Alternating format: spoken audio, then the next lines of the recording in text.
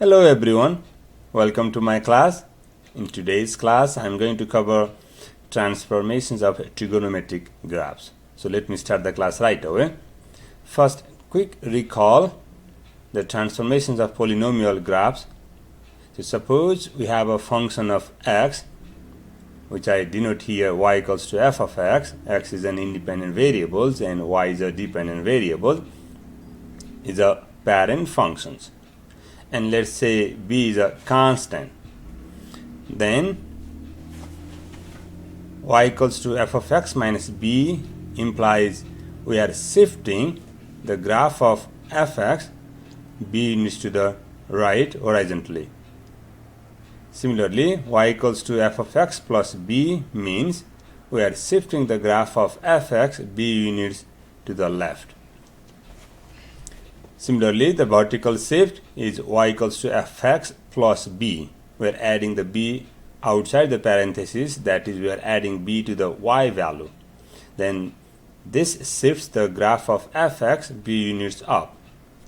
Similarly, y equals to fx minus b means we are shifting the graph of fx b units down. Similarly, vertical reflections is y equals to minus f of x. We are multiplying the y by minus, so we are reflecting across the x-axis. Horizontal reflections across the y-axis is y equals to f of minus x. We are multiplying the minus to x inside the parenthesis. Great. Similarly, vertical stretching is y equals to the constant times fx if the constant is greater than 1, and vertical shrinking is y equals to a times fx where a is between 0 and 1. Similarly, horizontal stretching is y equals to f of ax where a is between 0 and 1, and horizontal shrinking if y equals to f of ax where a is greater than 1.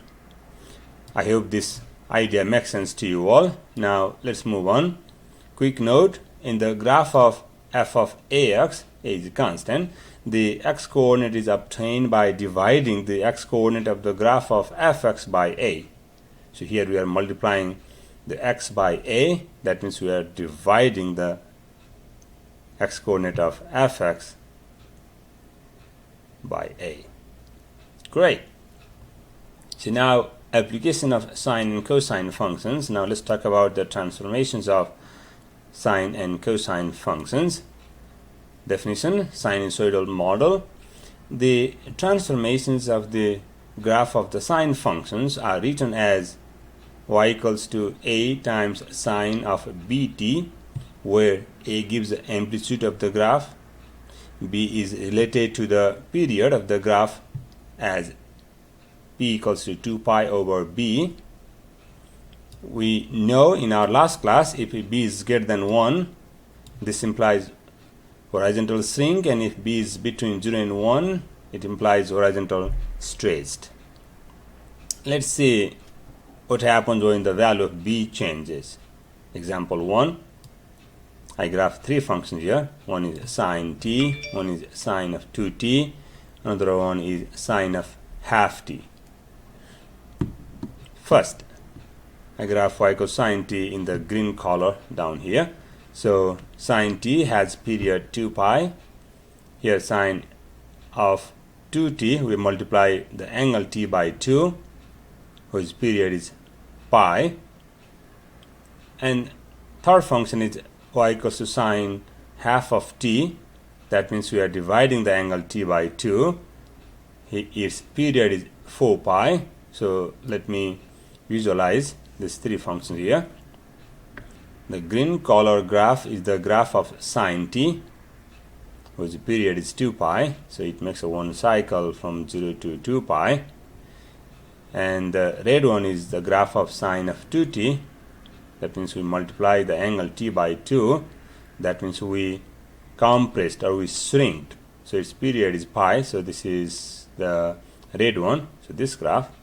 So here is a one cycle and then another cycle. So we compress the sine graph And the third graph is the graph of the sine half of t, which is the blue one.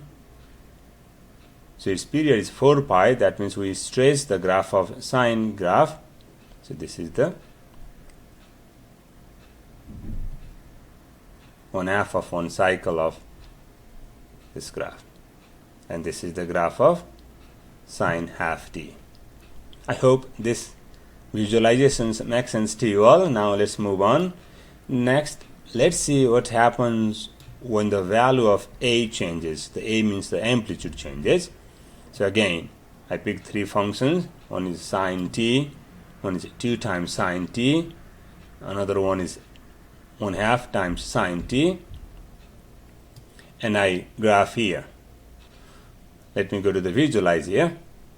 So the graph of sine t is this green one.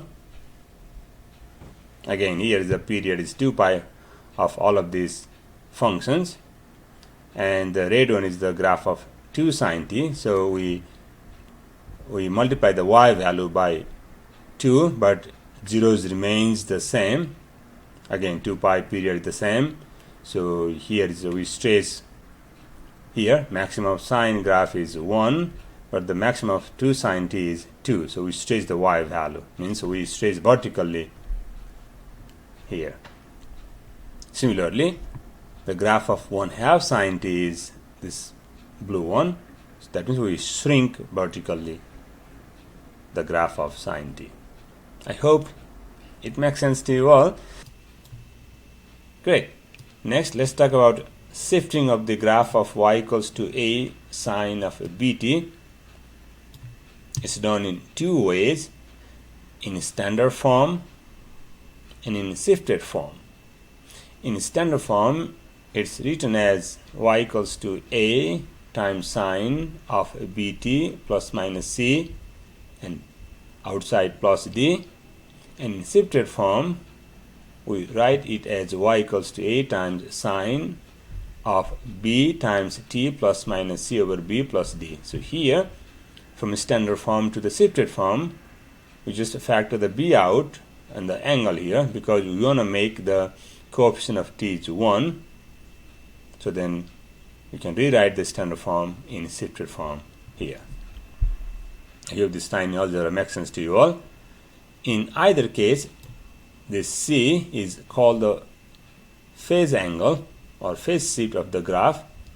The plus minus c over b gives the magnitude and direction of the horizontal shift in the opposite the given sign direction, and d gives the vertical shift of the graph and the location of the average value. The maximum point is d plus a and the minimum point is d minus a, and we know amplitude equals to 1/2 maximum minus minimum, and d equals to 1/2 maximum plus minimum. I hope it makes sense to you all. Now, next, let's talk about a primary interval we call pi of the sinusoidal graph. Then to get the pi, we need to solve the inequality. This is the angle bt plus minus c is less than 2 pi. Solve for t. That gives you the graph where it starts and ends point. In another word, the pi is a period. Okay. Note the same applies for the cosine functions. Now in example 3, let's see what happens when the values of d changes. That means we are shifting up and down. So again, I graph the 3 functions here. One is sine t, another one is sine t, and then plus 2. This plus 2 outside the parenthesis. That means I'm adding 2 on the y value. And the third function is y equals to sine t, again minus 2 outside. All have the period 2 pi. So here, the green graph, this is the graph of y equals to sine t, and the red graph, this is the graph of y equals to sine t plus 2, means you are shifting 2 units up, and the blue one is shifting 2 units down, the graph of sine t minus 2.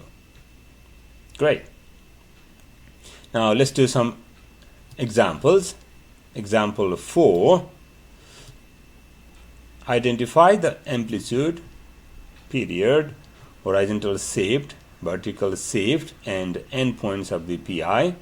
For the functions, the function is given y equals to 40.6 times sine of pi fourth t minus pi over 6, then plus 13.5.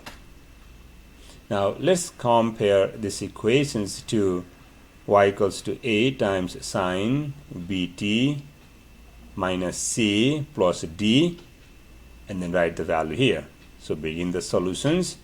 Here amplitude is a is 40.6, vertical shift is d 13.5. This plus sign means we are shifting up. Period is by formula 2 pi over b. Here is b is pi fourth, so 2 pi over 4. We know dividing is same as multiplying by its reciprocal, so let's flip it. Then pi cancels. 2 times 4 is 8, so period is 8. And horizontal shift is c over b. Here c is pi over 6, b is pi over 4. Simplify, it gives you 2/3. We are shifting to the right. This minus means we are shifting to the right. Great. Lastly, to get the primary interval pi, let's solve this angle is less than 2 pi, which is here. So solve this inequality. Let me scroll down here. Yep. So then let's isolate the t terms. So add pi over 6 both sides. That means pi over 6 less than or equals to pi over 4 times t less than 2 pi plus pi over 6. So on the right side, let's solve these two fractions here. Let's make the same LCD. So multiply 2 pi in the numerator and denominator by 6. Then LCD is 6. So 6 times 2 pi is 12 pi plus 1 pi is 13 pi over 6. And to find the value of t, let's multiply both sides by 4 over pi. Then simplify, it gives you t in between these two numbers. So then t lies in these intervals, including 2/3 and 2 pi over 6 excluding. Great. I hope this makes sense to you all. Now, just aside, let me sketch the graph here. I use the technology to graph this function. So here, this is the c value, this is the horizontal shaped, this is the vertical shaped, this is the d, and this is the amplitude, this height here, and this oscillate about y equals to d, and that's a graph. Great. And its pi is here to here, so this is 2/3. If this is 26 over 3, we know 26 over 3 is 8 point something. Great. Let's move on. Now let's do example 5. Graph the functions.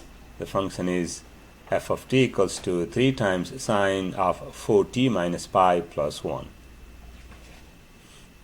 Begin the solutions. First rewrite this in shifted form. So make a coefficient of t is 1. So factor the 4 out, divide the pi by 4. Then this is the shifted form. And then compare to this shifted form equations. Then we will get a is 3. Period is 2 pi over b. B is 4. So pi half. Phase shift is c. C is pi over 4. C is pi over 4. And we are shifting to the right. Vertical shift, which is d. D is 1. Maximum value is a plus d. A is 3. D is 1. So 3 plus 1 is 4. Minimum value is d minus a. D is 1. A is 3. So 1 minus 3 is minus 2. Great. Now for pi, let's solve this inequality. This angle 4t minus pi is less than 2 pi. Then let's isolate the t here. That means add pi both sides. So that this side is a pi less than or equals to 4t less than 2 pi plus pi is 3 pi. Divide by 4 both sides, then we have the interval t lies in pi fourth comma 3 pi over 4. We include pi fourth, but we exclude 3 pi over 4. Then to sketch this function, so let me make a t table here. So that's better. So we know the starting point is pi fourth, ending point is 3 pi over 4. Then when t equals to pi fourth, find the value of the functions at t equals to pi fourth. So put t equals to pi fourth and simplify. It gives you the value is 1. So at pi fourth, the value is 1. Similarly, evaluate the function at those angles, and these are the values. And we graph here. Let's say here at pi half, this is 1. At 3 pi over 8, this is 4. And we have this shape. This is the sine functions graph. We are shifting by this pi fourth means shifting to the right, and plus 1 means shifting up, and we are again stretching along the y-axis, multiplying by 3. So the final graph is this one. This I did manually, and the second graph is using technology. Great. So I hope this makes sense to you all. So here in the second graph, this is the pi, starts here, ends here. This is the horizontal shift. This is the value of c. Vertical shift, value of d. Amplitude a. Great. Now let's move on. Now let's do example 6. In Nairobi, Kenya, the daily temperature in January ranges from an average high of 77 degrees Fahrenheit to an average low of 58 degrees Fahrenheit.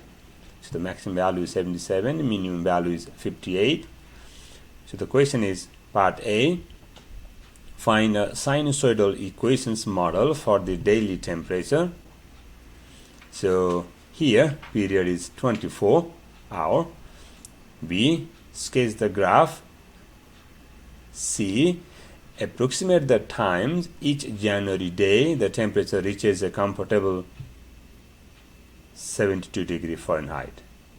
Assume t equals 0 corresponds to the noon. Awesome. So now let's begin the solutions. So here period is 24. That means period equals to 2 pi over b, implies b equals to pi over 12. Next, for the amplitude, we know amplitude equals to 1/2 of max minus mean. 1/2 of 77 minus 58 implies 9.5. The vertical shift, d equals to 1/2 times max plus mean. This is 1/2 times 77 plus 58. Gives us 67.5. So the model in standard form is y equals to a times sine of bt plus d. We know a is 9.5, b is pi over 12, and d is 67.5. So we have this model. Great. Next, let's sketch the graph. So we can use the reference rectangle idea, which we covered in our earlier sections, where length is 24. Here period is 24. We can use the rule of fourth and look at the zeros and max and min values. By the way, the max and min values are given to us. Max is 77, min is 58. And let's sketch the graph. So here is a graph. I did it manually. And in the second graph, I use technology here. So this is the graph. So here the minimum is 58, the maximum is here 77, and the 72 degree, maybe this is the question for part C, we'll use at 2 t value. So at t equals to 2 and at t equals to 10, we reach at 72 degree. Oh, that means that's the answer of part C. So in part C, at about t equals to 2, that means at 2 p.m. and at 10 p.m. the temperature hits 72 degree. The temperature hits 72 degree Fahrenheit twice. So here, this place and this place. We can verify those answers by using algebra here. So let's evaluate f at 2 and f at 10. Simplify. It gives you approximately 72 degree. So here is the graphically we found the 72 degree. Here's using algebraically we found the 72 degree. Great. I hope it makes sense to you all. Now let's move on. So the next definitions, harmonic models, if that's better. The periodic motion of springs is modeled by the equations y equals to a times sine bt or y equals to a times cosine bt. So the idea here, these are the springs. So consider a spring hanging from a beam with a weight attached to the end. So the weight is attached here. When the end is at rest, we say that it is in the equilibrium positions. Then the next graph here, stretching the graph and then releasing it, the weight, and releasing it cause the weight to bounce up and down, up and down, up and down. So it makes this up and down bouncing here. So that motions, the harmonic motions, and we can model that harmonic motions using the sine functions or sine wave functions. Quick note, for objects in harmonic motion, the input variable is time. The number of cycles it completes per unit time is called the frequency, and the frequency equals to the reciprocal of period, which is b over 2 pi. Now with this idea, now let's solve the example 7. A weight on the end of a spring is oscillating in a harmonic motion. The equations model for the oscillation is given by this functions. D of t equals to 6 times sine of pi half t, where d is the distance from the equilibrium point in t second. So the questions part A, what is the period of the motion? What is the frequency of the motion? What is the displacement from the equilibrium at t equals to 2.5 seconds? Is the weight moving toward the equilibrium point or away from the equilibrium point at this time? Let me scroll down. How far does the weight move between 1 second and 1.5 second? What is the average velocity for this interval? Do you expect a greater or lesser velocity for t equals to 1.75 second to t equals to 2 second? Explain. I hope these questions make sense to you all. And now let's begin the solutions. Part A, the period is 4 seconds. Frequency is the reciprocal of period, so 1/4 cycle per second.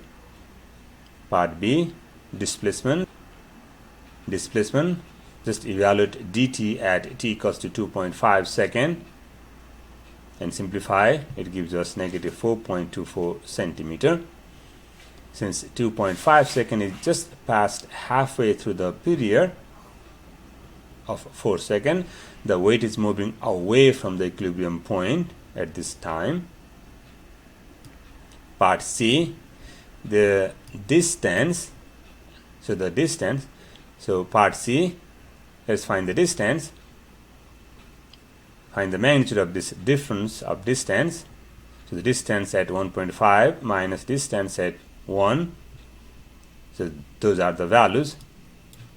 Just plug t equals to the value here and compute the values of the right side. and then it turns out that the distance equals to 1.76 centimeter. Next, to find the average velocity, divide the distance by the difference of time. So this 1.5 minus 1. Simplify, it gives you 3.52 centimeter per second. And lastly, the weight reaches the equilibrium point at 2 seconds. The weight is still speeding up between 1.75 second to 2 seconds. Great. I hope this computation makes sense to you all. Now with this example, we finish these sections. Thank you.